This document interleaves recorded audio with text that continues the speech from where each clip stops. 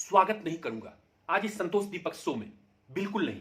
क्योंकि आज पूरी दुनिया में जब हाहाकार मचा है, एक वैसी परिस्थिति तैयार हो गई है जबकि हम अपनी खुली आंखों से या फिर बंद आंखों से भी देख सकते हैं पूरी दुनिया में कि आज कैसी परिस्थिति है। और कोरोना एक बहुत बड़ा कारण है, महामारी है, आपदा है, सारी बातें सही है। लेकिन आज कोरोना जिस रूप में अपना नंगा नृत्य कर रही है, दिखा रही है, उसके पीछे हमारी और आपकी लापरवाही, हम सभी की लापरवाही, हम में से अधिकांश लोगों की लापरवाही बहुत महत्वपूर्ण है। सबसे बड़ी बात तो यह भी है कि आज के दिन में जो परिस्थिति तैयार हुई है, 70 साल के बाद भी आज परिस्थिति यह है कि हम अपनी बेसिक इंफ्रास्ट्रक्चर को दुरुस्त नहीं कर पाए, अपनी आधारभूत संरचना को उस रूप में मजबूत नहीं कर पाए। लेकिन यहां कारण कुछ और है। हमारी संरचना दुरुस्त नहीं है, बिल्कुल सही बात है। विकास एक ऐसा चक्कर है जो कि हमेशा चलता रहेगा जीवन के अंतिम क्षण तक। कोई भी देश, दुनिया का कोई भी देश, चाहे वह कितना भी अधिक विकसित हो, यह दावा नहीं कर सकता कि वह विकास की परम सीमा को प्राप्त कर चुका है और अब आगे बढ़ने के लिए कुछ बचा नहीं। क्योंकि बहुत कुछ है इस दुनिया में देखने को, जानने को, समझने को। हम बहुत ऊंचाई तक जा सकते हैं, लेकिन मामला उससे भी ज्यादा गंभीर है। एक फिल्म आई थी द मैट्रिक्स, उसमें जेम्स स्मिथ ने एक बात कही थी बहुत ही महत्वपूर्ण।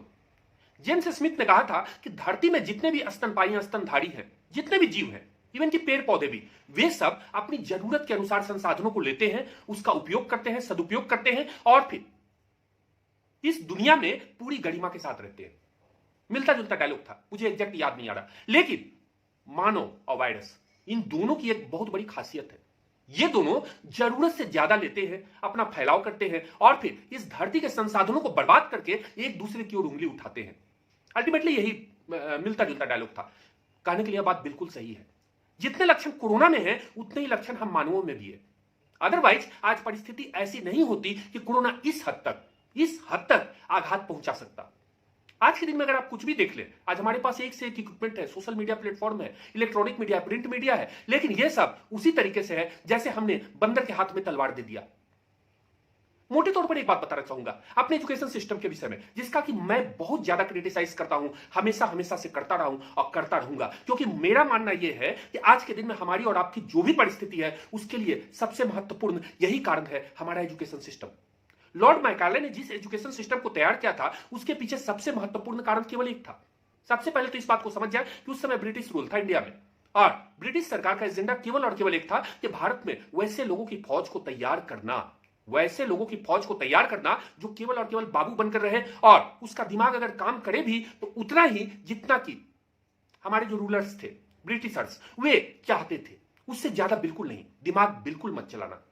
एक वैसी फौज जो कि मजदूर बनकर रहे, क्लर्क बनकर रहे, उसी के अनुरूप काम करे, किसी भी तरीके से बटरिंग या चमचागिरी या जो भी कह ले ब्रिटिशर्स का, उसके पीछे चलती रहे। और लॉर्ड मैकाले, आज मैं एक मामले में कटु आलोचक हूं। 6-7 साल पहले जब प्रधानमंत्री नरेंद्र मोदी की सरकार बनी, तो शायद दुनिया के किसी भी काम से सबसे ज्यादा महत्वपूर्ण था अपने एजुकेशन सिस्टम को चेंज कर देना, लेकिन नहीं हुआ। एनीवे, आगे बढ़ते हैं, क्योंकि बहुत सारी बातें करनी है और मुझे पता नहीं कि मैं कितनी बातों को आपके साथ साझा कर पाऊंगा। जितनी कर पाता हूं, बाकी बातें अगले वीडियो में। तो मैं ये बता रहा था कि आज के दिन में हमारा जो शरीर है, हमारा बॉडी है, निश्चित रूप से हम चाहे कुछ भी कहें, लेकिन ये 1.5-2.5 किलो का जो दिमाग है ना, वह हमें चलाता है, हमारी दुनिया को चलाता है, हमारे देश को चलाता है। लेकिन मोटे तौर पर अगर देखा जाए तो दो बहुत महत्वपूर्ण पहलू है, दिल और दिमाग। दोनों का हमने कचूमर बनाकर छोड़ दिया। ना तो हमने दिल पर ध्यान दिया, जो कि पूरे जीवन भर, जीवन की पहली श्वास से लेकर अंतिम श्वास तक, मुक्तिधाम पहुंचने तक, वह पूरे बॉडी को ब्लड सप्लाई करता है, शरीर के रक्त का शोधन करता है, हमारे स्वास्थ्य का ध्यान रखता है। हम चाहे सोते रहे, जागते रहे, लेकिन वह हर पल हमारे दिल का ख्याल करता है। लेकिन हमने क्या किया? जितना भी ज्यादा विकार अपने दिल में डाल सकते थे, दिल को हमने बर्बाद कर दिया। लेकिन उससे भी ज्यादा महत्वपूर्ण, जो उससे भी ज्यादा खतरनाक है, हमारा दिमाग, हमारा मस्तिष्क। हम अपने जिस दिमाग के बलबूते पर अपना जीवन बिताते हैं, उसके पीछे हमारा इन्वेस्टमेंट क्या है? एक तो एजुकेशन सिस्टम जो भी हमें दिया गया, हमने लकीर का फकीर मान लिया, उसी से चलकर IAS IPS बन गए। लेकिन उनमें मानसिकता कैसी है, भावना कैसी है, लोगों के प्रति नजरिया कैसा है? अभी कुछ दिन पहले आपने देखा, 2-3 दिन पहले की बात है, त्रिपुरा में एक डीएम का क्या एटीट्यूड था, किस तरीके से उसने बातचीत किया, सोशल मीडिया पर वायरल है। लेकिन खैर, एनीवे, सबसे महत्वपूर्ण बात है कि हम अपने दिमाग पर, दिल पर कितना ध्यान देते हैं। और चाहे जो भी ध्यान दे, आज हमारी एक अच्छी खासी आबादी पढ़ी लिखी है, साक्षर, एजुकेटेड है, ठीक है, मानता हूं, लेकिन लिटरेट तो है, लेकिन सही अर्थों में एजुकेटेड है ही नहीं। वह सोचने समझने का जो उसका नजरिया जो डेवलप होना चाहिए था वह नहीं हो पाया, और यह बहुत ही दुर्भाग्य की बात है। और आज के दिन में मीडिया चल क्या रहा है? एक नैरेटिव। चाहे कोई भी मीडिया हाउस हो, कोई भी मीडिया प्लेटफॉर्म हो, कोई भी अखबार हो, ऊपर से चाहे देखने में आपको कुछ भी लगे, लेकिन अंदर ही अंदर उसका एजेंडा चल रहा है। उसको लोगों के जीवन से, जान माल से कोई मतलब नहीं, उसकी कोई कीमत नहीं, ऐसा लगता है। अंदर ही अंदर उसका एक बिल्कुल एक अलग एजेंडा है कि किस तरीके से अपने बैलेंस शीट को स्ट्रॉन्ग करो, किस तरीके से अपना प्रॉफिट मार्जिन को बढ़ा दो। अभी मैं रांची की बात बता रहा हूं, 3-4 दिन पहले से, 5 दिन पहले से सोशल मीडिया प्लेटफॉर्म पर, अखबारों में, इलेक्ट्रॉनिक मीडिया में भी एक व्यक्ति जिसकी बहुत ज्यादा तारीफ की जा रही थी कि वह बहुत बड़ा समाजसेवी है, लेकिन कल पुलिस ने रंगे हाथ उसकी कार से बहुत सारी वैसी दवाइयां, वैसे इंजेक्शन बरामद किए जिसके लिए अभी हाहाकार मचा हुआ है।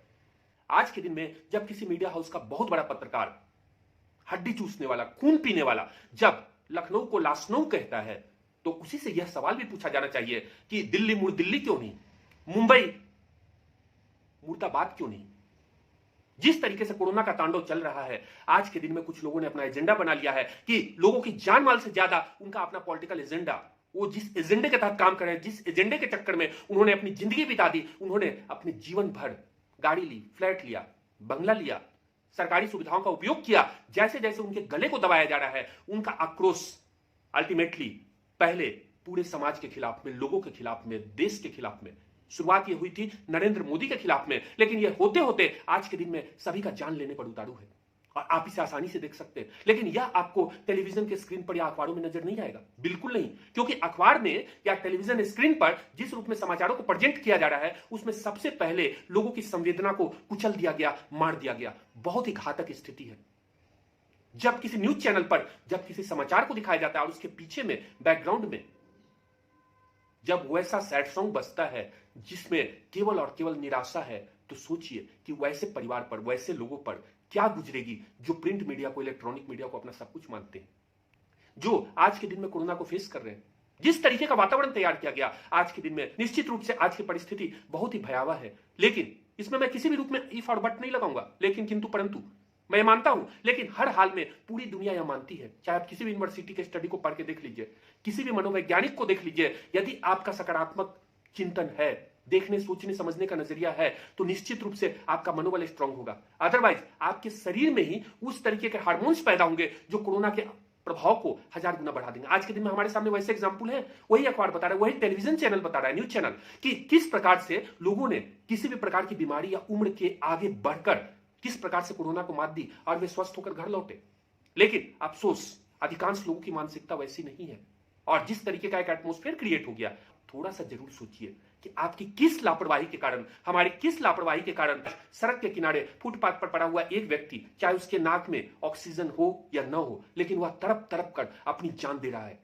एक लोकतंत्र के रूप में हमारे चेहरे पर यह जबरदस्त तमाचा है, लेकिन इससे उन लोगों को कोई फर्क नहीं पड़ने वाला, कोई फर्क पड़ भी नहीं रहा है जो कि केवल और केवल अपने एजेंडे के तहत काम कर रहे हैं। उनका एक नैरेटिव है, वो उसी पर काम करते रहेंगे, उनको बाकी किसी चीज से कोई मतलब नहीं है। और मुझे लगता है शायद बहुत दुर्भाग्यपूर्ण स्थिति है कि यदि उनके स्वयं के परिवार में यदि ऐसी दुर्भाग्यपूर्ण परिस्थिति तैयार हो जाए, तब भी उनकी पहली प्राथमिकता यही होगी कि अपने माइक को घुसेड़ कर, किसी के मुंह में घुसेड़ कर पूछेंगे कि बताइए कैसा लग रहा है, कैसी परिस्थिति है, आप प्रधानमंत्री मोदी से क्या कहना चाहते हैं।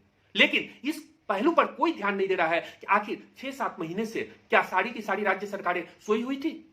अपोजिशन में भी बहुत सारी अच्छी सरकारें हैं जो बहुत ही बेहतर काम कर रही है, लेकिन उड़ीसा बहुत अच्छा एग्जाम्पल है, लेकिन दिल्ली और महाराष्ट्र हमारे सामने है कि किस रूप में लोगों के जान के साथ खिलवाड़ किया गया।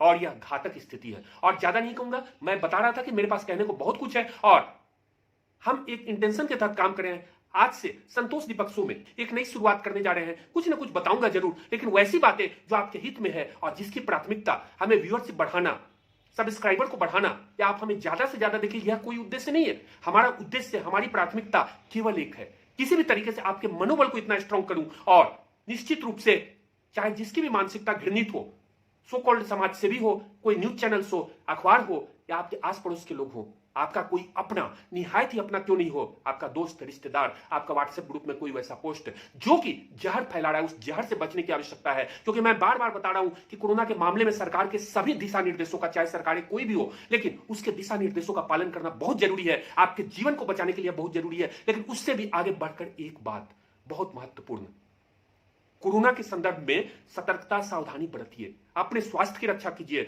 अपने अपनों के स्वास्थ्य की रक्षा कीजिए, लेकिन उससे ज्यादा बहुत ज्यादा जरूरी है कि अपने मनोबल को स्ट्रांग कीजिए। वे ऑफ थिंकिंग, सोचने समझने का जो तरीका है उसे बेहतर बनाइए, क्योंकि जिंदगी आपकी है। किसी भी सो कॉल्ड वैसे समाज सेवी की, किसी नेता की, किसी मीडिया हाउस की, किसी चैनल की, किसी पत्रकार की, किसी के बाप की नहीं है। और आप सभी से मेरा अनुरोध है, क्योंकि जिंदगी बहुत बेशकीमती है और एक एक पल जीवन का बिताकर आज हम लोग इस मोड़ पर पहुंचे हैं। अपने जीवन की रक्षा करना, अपने अपनों के जीवन की रक्षा करना, और चाहे कोई आपका हो, अपरिचित हो, सभी की भरपूर सहायता करना, सभी के जीवन की रक्षा करना आपका कर्तव्य है। जहां तक आप सभी की मदद कर सकते हैं करते रहिए, जहां तक आप सभी की मदद कर सकते हैं करते रहिए, क्योंकि हर अच्छे कर्म का परिणाम ऊपर वाला निश्चित रूप से देगा। और एक शॉर्ट फिल्म आपके साथ साझा कर रहा हूं। मैं कहूंगा यह केवल ट्रेडिशनल नहीं है कि मैंने अपनी एंकर पार्ट के बाद आपको वो सुना दिया, लेकिन एक एक शब्दों पर ध्यान देंगे। अभी जो दिखाने जा रहा हूं मैं, एक एक शब्द पर ध्यान देंगे, क्योंकि इसकी प्राथमिकता केवल आपका वे ऑफ थिंकिंग चेंज करके, पॉजिटिविटी को भर करके इस कोरोना के पॉजिटिव सेगमेंट को कम से कम करना है। क्योंकि मान जाइए एक बात, आज आपने गूगल पर सर्च कर लीजिए कि अगर आप में खौफ होगा, डर होगा, मानसिकता नकारा होगी, सोचने समझने का तरीका सही नहीं होगा, तो निश्चित रूप में आपके बॉडी में वैसे हार्मोन्स का क्रिएशन होगा जो कि ऐसे बीमारी को, ऐसे वायरस को अट्रैक्ट करेगी। और सतर्कता और सावधानी तो हर हाल में रखना ही है, उससे तो किसी भी लेवल पर कोई कंप्रोमाइज नहीं। और बिना किसी किंतु परंतु के सरकार, प्रशासन, पुलिस, उसके द्वारा जो भी दिशा निर्देश दिए जा रहे हैं उसका सख्ती से, बहुत सख्ती से पालन कीजिए, घर में भी बाहर भी। क्योंकि एक बात को हमेशा ध्यान में रखें कि यदि आपने दिशा निर्देशों का पालन नहीं किया तो इसकी कीमत आपको चुकानी पड़ेगी, आपके घर परिवार को चुकानी पड़ेगी, लेकिन इसके साथ साथ वैसे लोगों को भी चुकानी पड़ेगी अपनी जान की कीमत देकर, या फिर अपने स्वास्थ्य को खराब करके, जिनके साथ भले ही आपका कोई संबंध नहीं हो, लेकिन आज के दिन में वो भी चुका रहे हैं। किसी न किसी वैसे लोगों की गलती को, पाप को, दुष्परिणाम की सजा वो भुगत रहे हैं जो कि आज क्राइसिस को फेस कर रहे हैं। धन्यवाद। बहुत आसान है, बहुत आसान है दुनिया पर उंगली उठाना, परंतु मुश्किल है अपने अंदर झांकना। अपनी कमी कमजोरी को नहीं, बल्कि अपने उस पाप को देखना, अपना हिसाब करना और अपने उन गलत निर्णयों के विषय में सोचना जिसके लिए जिम्मेदार केवल और केवल हम हैं, दूसरा कोई नहीं।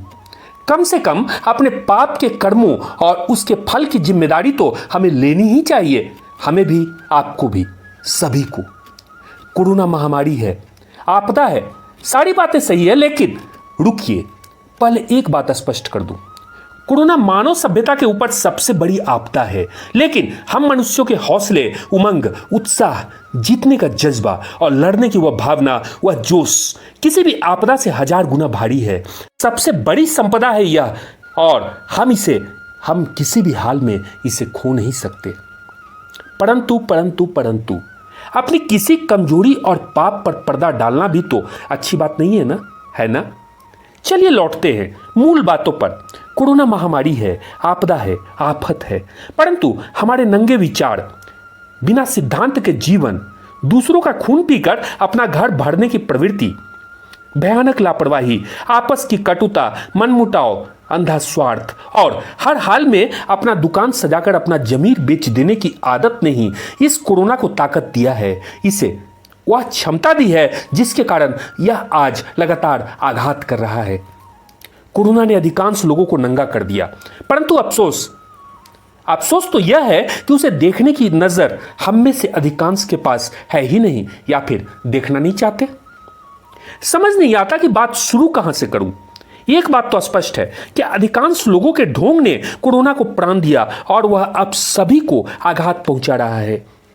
कितनों की जान ले ली इसने, लाखों परिवार अपने अपनों से बिछड़ गए। ऑक्सीजन जैसी जरूरी सुविधाओं का अभाव, hospital, health infrastructure, doctors, nursing staff, ambulance पर जबरदस्त दबाव, उस पर लापरवाही, भ्रष्टाचार, क्षुद्र स्वार्थ, अपना उल्लू सीधा करने की लाखों लोगों की प्रवृत्ति, यह मानसिकता।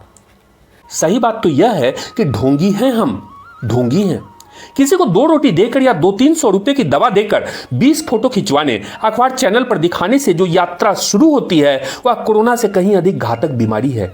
वास्तव में फोटो खींचने और खिंचवाने और दुनिया को दिखाने का एक उद्देश्य पूरे समाज में प्रेरणा का संचार ही होना चाहिए, परंतु कब उसका उद्देश्य अपना प्रचार और ढिंढोरा पीटना हो जाता है पता ही नहीं चलता।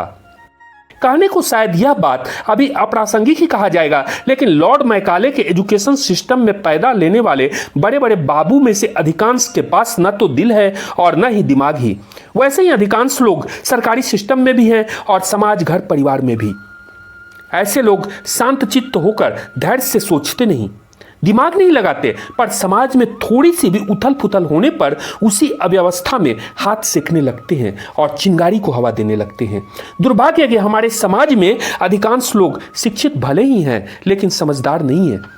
पढ़े लिखे जरूर हैं, परंतु उनसे अपना शक्ल आईने में देखकर अकल लगाकर परफेक्ट डिसीजन लेने की अपेक्षा शायद गलत ही है। तभी तो दवा, इंजेक्शन, ऑक्सीजन, वेंटिलेटर, खाद्यान्न आदि के अभाव से संबंधित कोई भी समाचार जैसे ही हवा में तैरता है वैसे ही ऐसे लोग अपने हाथ सेकना शुरू कर देते हैं और फिर एक वैसा वातावरण तैयार होता है जो जान लेने पर उतारू है। जी हाँ, कोरोना का नंबर इसके बाद ही है। लेकिन ज्यादा घातक तो वो लोग हैं जिनका जमीर मर चुका है पूरी तरीके से। इसके अलावा योग, आयुर्वेद, प्राकृतिक चिकित्सा एवं प्रकृति आधारित जीवन जीने के प्रति समर्पण से भी शायद बहुत सारे लोगों को नफरत ही है। ऑर्गेनिक लाइफ से अजीब दुश्मनी है वैसे लोगों की। परिणामतः वर्तमान आधुनिक चिकित्सा पद्धति पर जरूरत से ज्यादा अनपेक्षित दबाव, यह हमारे ही हित में नहीं है और अजीब मानसिकता है। तभी तो वैसे लोग भी ऑक्सीजन और हॉस्पिटल बेड के लिए परेशान हैं जिन्हें अभी इसकी जरूरत नहीं, और ईश्वर करे कि जरूरत नहीं पड़े तो अच्छा है। परंतु इस अफरा तफरी के कारण वैसे गंभीर मरीज एम्बुलेंस, स्ट्रेचर और सड़कों पर दम तोड़ रहे हैं जिनके पास साधन का अभाव है, जिनकी पैरवी तगड़ी नहीं और जो 3-5 का घिनौना खेल नहीं जानते। हमारी बातें पूरी तरह संभव है सत्य न हो, परंतु सच्चाई के कंक्रीट पर ही मेरी बातें जमी है और कोरोना के कारण पैदा हुई भयावह स्थिति को खाद पानी यह वातावरण ही दे रहा है। इस विकट परिस्थिति में सोचने वाली बात यह भी है कि जल, जंगल, जमीन, पेड़ पौधे को कितना आघात पहुंचाया है हमने। गलत, वास्तव में अपने पांव पर खुद कुल्हाड़ी मारी है हमने और आज ऑक्सीजन की एक सिलेंडर के लिए लाखों लोग बदहवास हैं। हे ईश्वर, बचाओ इस कोरोना से और उससे भी अधिक उस सड़ी गली मानसिकता से, उस विचार से जिसने कोरोना को ताकत दी और अधिकांश लोगों की मति को मार दिया। पर अभी यहाँ इस मोड़ पर बस आपसे एक अनुरोध, एक विनम्र अनुरोध, हाथ जोड़कर एक प्रार्थना। अपने विचार को सकारात्मक बनाइए, ढाल दीजिए अपने आप को उस नए वातावरण में जहां आपकी हर हाल में जीत होगी ही होगी। आप जीतेंगे। किसी भी आफत पर आपका हौसला भारी है। अपना, अपने अपनों का, अपने परिचितों का, अपरिचित लोगों का भी, सभी का ख्याल रखिए। ज्यादा से ज्यादा लापरवाही से बचिए। बहुत जरूरी होने पर ही घर से निकलें। साथ ही सरकार, प्रशासन और पुलिस के सभी निर्देशों का शब्दशः पालन कीजिए। सभी दिशा निर्देश आपके और आपके अपनों के, सभी के जीवन की हिफाजत के लिए है। पुनः कह रहा हूं, लापरवाही से हर हाल में बचें और सकारात्मकता का साथ कभी न छोड़ें, कभी नहीं, क्योंकि इसी से उस वातावरण का निर्माण होगा जो हम सभी को जीवन दान देगा।